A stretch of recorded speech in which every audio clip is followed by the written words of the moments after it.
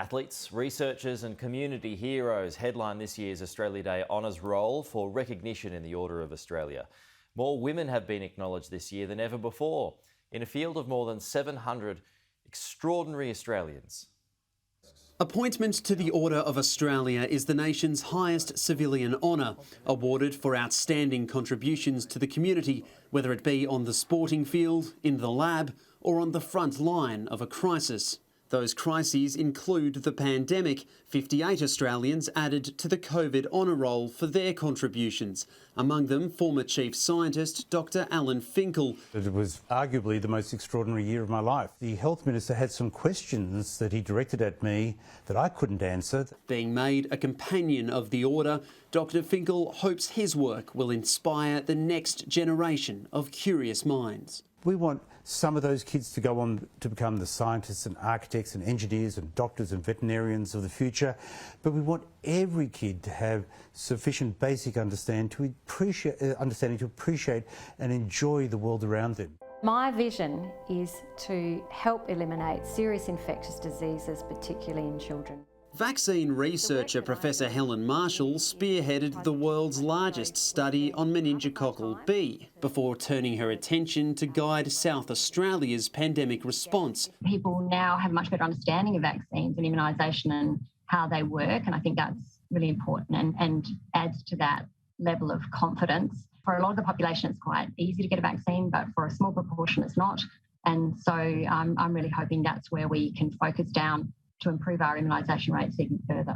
The class of 2022 is made up of a record high 47% female recipients, headlined by the nation's richest. Mining magnate Gina Rinehart has been made an Officer of the Order of Australia. She's joined by 12-time ARIA winner Delta Goodrem, as well as cook and restaurateur Maggie Beer. Australia's 36 gold medalists from the Tokyo Olympic and Paralympic Games are being recognised, including swimmer Ariane Titmus and wheelchair racer Madison De Rosario. They can all add another medal to their tallies, a Medal of the Order of Australia.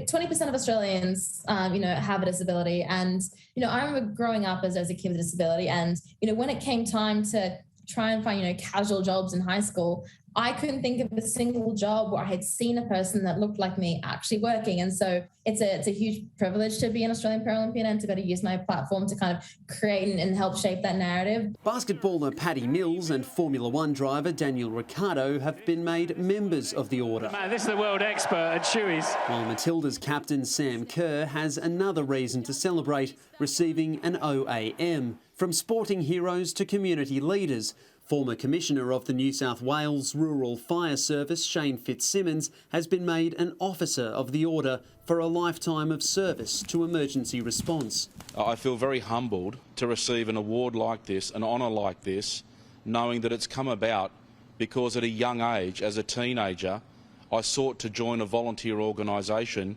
like so many tens of thousands of others have. Without them, I certainly wouldn't be bestowed this extraordinary honour. 15 years ago, Sophie Smith lost her triplet sons who were born prematurely due to complications. She went on to have 2 more sons before husband Ash succumbed to brain cancer.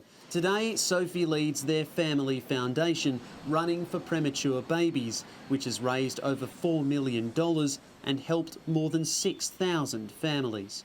When my little boys were born 15 years ago at 24 weeks gestation, they were given a 50% chance of survival.